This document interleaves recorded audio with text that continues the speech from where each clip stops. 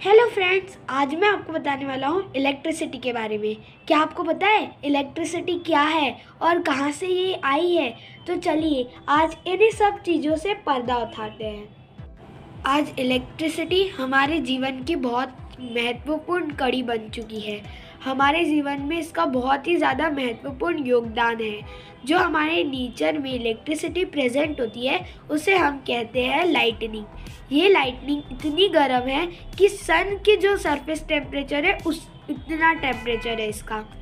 अब जो बादल होते हैं उसमें आइस के छोटे छोटे पार्टिकल्स होते हैं, वो एक दूसरे से टकराते हैं और उससे इलेक्ट्रॉन एक्सचेंज हो जाते हैं, जिसकी वजह से एक इलेक्ट्रिक करंट प्रोड्यूस होता है। जो इलेक्ट्रिक करंट हमारे माइनस से प्लस पे आ जाता है। हमारी जो पूरी ज़मीन है वो प्लस है और जो इलेक्ट्रॉन स्विच हुआ है वो माइनस है। ये हम ऐसे ही कह सकते हैं एक बैटरी के सेल की तरह। आज हमारे जीवन में most of the appliances electricity से ही चलते हैं। इलेक्ट्रिसिटी के बिना आप रह ही नहीं सकते। अब हम जानेंगे इलेक्ट्रिसिटी के बारे में इन डिटेल। तो इलेक्ट्रिसिटी तब बनती है जब एक एटम के इलेक्ट्रॉन दूसरे एटम के इलेक्ट्रॉन पर जाते हैं। Shifting of electron is equal to electric current. ये आपको समझ में आ गया होगा। इलेक्ट्रिक करंट अब दो प्रकार के होते हैं, एक डायरेक्ट करंट होता है और एक अल्टरनेटिव करंट होता है। Direct current most of the time batteries और ऐसे चीज़ों में पाया जाता है जैसे सोलर सेल्स और फ्यूल सेल्स, जिसमें प्लस और माइनस के साइन होते हैं और इसमें प्लस पॉजिटिव होता है और माइनस नेगेटिव होता है। ये एक लूप होती है, मतलब ऐसा है कि नेगेटिव से पॉजिटिव और पॉजिटिव से नेगेटिव, ये लूप ही चलता रहता है, इसको कोई डिस्टर्ब नहीं कर सकता। ये गेम कंट्रोलर्स, फिर हम देखने जाए flash lights, phones, TV remotes और बहुत ही ज़्यादा अलग अलग अप्लायंसेस में यूज़ होते हैं। फ्यूल सेल्स में हाइड्रोजन और ऑक्सीजन होते हैं जो एक दूसरे के साथ केमिकली रिएक्ट करते हैं और उनके जो एटम्स में इलेक्ट्रॉन्स होते हैं वो एक दूसरे में स्विच होते हैं और जैसे कि हम जानते ही हैं उसकी वजह से इलेक्ट्रिसिटी प्रोड्यूस होती है। ये बहुत ही बड़े बड़े पावर प्लांट्स में इस्तेमाल होता है इनका। जैसे हम देखने जाए यूटिलिटी पावर स्टेशन, जहाँ से बहुत ज़्यादा इलेक्ट्रिसिटी कंप्यूट होती है। Laptop, computer, hydrogen fuel cell cars भी आती है इन सब चीज़ों को ऑपरेट करने के लिए। फोकलिफ्ट्स, ये एक तरीके की सामान उठाने वाली मशीन है। कार्स, बोट्स, बसेस, इन सब में ये फ्यूल सेल्स इस्तेमाल होते हैं। सोलर सेल्स, अब सोलर सेल्स ऐसी चीज़ें हैं जो सन की जो एनर्जी होती है, जो लाइट होती है, उसको कन्वर्ट करते हैं इलेक्ट्रिसिटी में। ये जब लाइट इसके ऊपर पड़ती है, ये जब इतने गर्म हो जाते हैं, इसके अंदर के जो सब्सटेंसेस होते हैं वो अपने इलेक्ट्रॉन्स को रिलीज़ करने लग जाते हैं, जिस वजह से इलेक्ट्रिसिटी बनती है। अब ये जो लाइट है वो आपको पता चल ही गया होगा कि ये आती है सन से। सन एक बहुत ही ज़्यादा अच्छा सोर्स है एनर्जी का। इन सोलर पावर्स का हमारे घर में बहुत ही ज़्यादा उपयोग होता है। अब इलेक्ट्रिसिटी के कुछ टर्म्स हैं जो हमें बहुत पता होनी चाहिए। Watts, how much power, light कितनी पावर यूज़ कर रही है।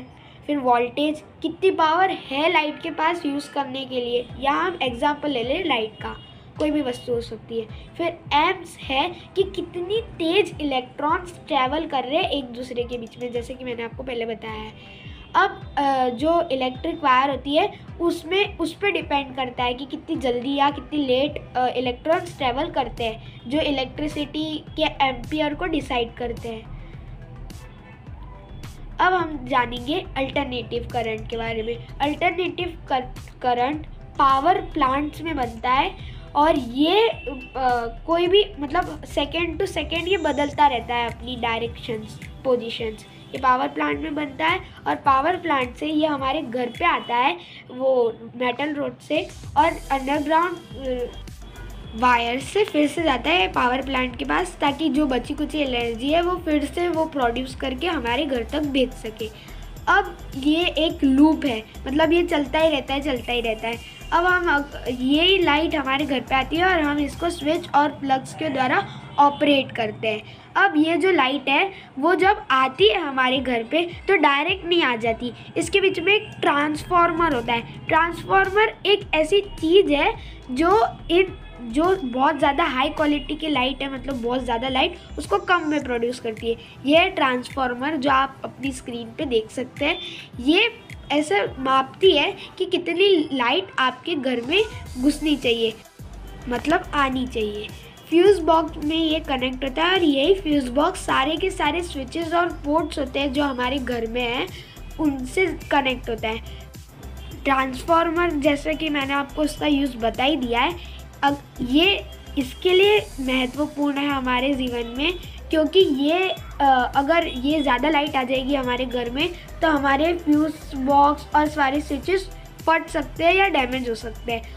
और अगर बहुत ही ज़्यादा कम लाइट आएगी तो हमारे कुछ अप्लायंस जो हाई करंट एब्जॉर्ब करते हैं, मतलब यूज़ करते हैं, वो हो ही नहीं पाएंगे यूज़।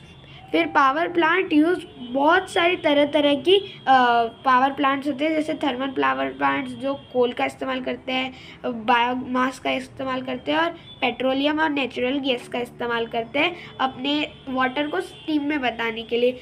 वाटर को स्टीम में बनाते वक्त एक ऐसा फैक्ट है कि कोई भी चीज़ अगर गर्म होती है ना तो वो अपने इलेक्ट्रॉन्स छोड़ देती है, ठीक है, तो इस वजह से इलेक्ट्रिक करंट बनता है।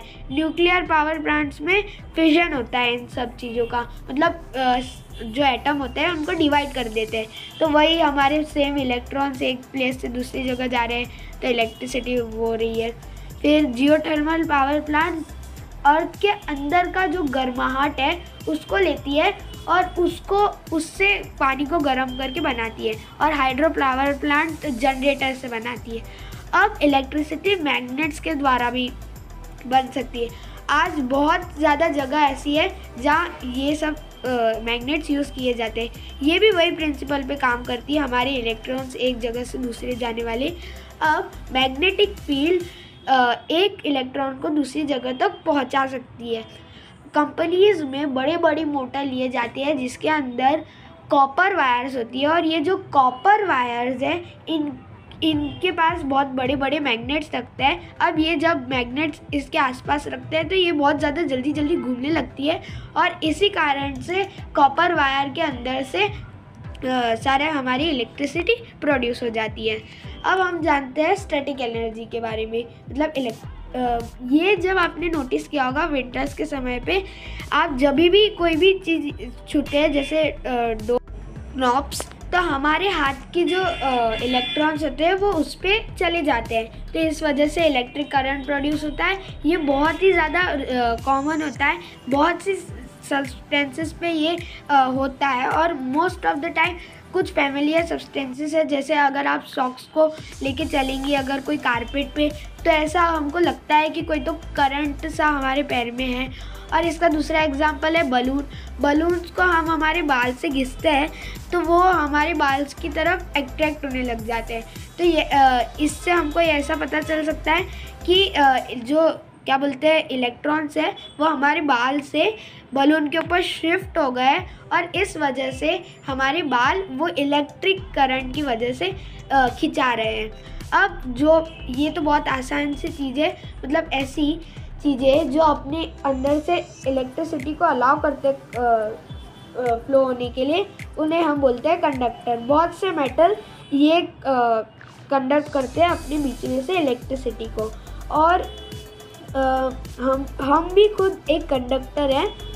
इसके लिए बोला जाता है कि जब बहुत ही ज़्यादा लाइटनिंग हो, मतलब इलेक्ट्रिसिटी इन नेचर, तब आपको बाहर नहीं निकलना चाहिए, क्योंकि आप एक कंडक्टर हो और ये प्लस से आप जुड़ सकते हो, मतलब जो मैंने आपको पहले बताया। अब इंसुलेटर्स ऐसी चीज़ है जो अलाउ नहीं करती इलेक्ट्रिसिटी को अपने अंदर से फ्लो करने की, ये बिल्कुल अपोजिट है कंडक्टर के। इंसुलेटर्स प्लास्टिक है और बहुत सारे मटेरियल्स हैं जो इंसुलेटर की कैटेगरी में आते हैं। अब जो इंसुलेटर है वो मोस्ट ऑफ द टाइम आपने देखा होगा इलेक्ट्रिक वायर के ऊपर कोट हुए होते हैं प्लास्टिक या रबर के फॉर्म में। ये इसलिए ज़रूरी है क्योंकि जब भी कोई इलेक्ट्रिशियन आपके घर में काम करने आ रहा है तो वो अगर ठीक करेगा चीज़ें, तो अगर आप जो खाली वायर है उसको प्लस पकड़ोगे तो आपको शॉक लग सकता है, और आपको ये भी नहीं पता कि कौन से वायर में करंट चल रहा है कि नहीं चल रहा है। इसके लिए ये कहा जाता है कि कभी भी अपने गीले हाथ या कोई सूखे हाथ से भी आपको कभी भी वायर टच नहीं करना चाहिए। ये प्लास्टिक या रबड़ इसलिए इम्पॉर्टेंट है ताकि ये ट्रांसफ़र ना कर सके इलेक्ट्रिसिटी को आपको और उसमें। अब हम देखेंगे कि इलेक्ट्रिसिटी कहाँ से आती है। इलेक्ट्रिसिटी एक एनर्जी है जो हमारे नेचर में बहुत पहले से फॉर्म हुई है। ये किसी ने फाइंड नहीं की, मगर जाना जाता है कि ग्रीक्स ने सबसे पहले स्टैटिक इलेक्ट्रिसिटी को खोजा था 600 BC में, और सबसे ज़्यादा पुरानी बैटरीज रोमन साइड से 1930s के समय की मिली है। ये जो बैटरीज़ है वो आज की मॉडर्न बैटरीज से compete कर सकते हैं, हम उन्हें अभी के समय में भी इस्तेमाल कर सकते हैं। अब मैं आपको एक बताता हूँ इंसान के बारे में जिसका नाम है बेंजामिन फ्रैंकलिन। ये यूएसए के एकदम को-फाउंडर टाइप है, डॉलर में भी इनका नाम छपा हुआ है, मतलब फ़ोटो छपा हुआ है। इनने कुछ मटेरियल्स को लेके स्ट्रॉ में ये पूरी दुनिया को बताया था कि जो लाइटनिंग है उसका डायरेक्ट रिलेशन है इलेक्ट्रिसिटी से। ये उनने बताया था, बहुत बड़ी खोज की थी उनने, और बहुत सारे इलेक्ट्रिसिटी के काम भी उनने किए थे। आशा है आपको ये मेरा वीडियो पसंद आया होगा। बाय।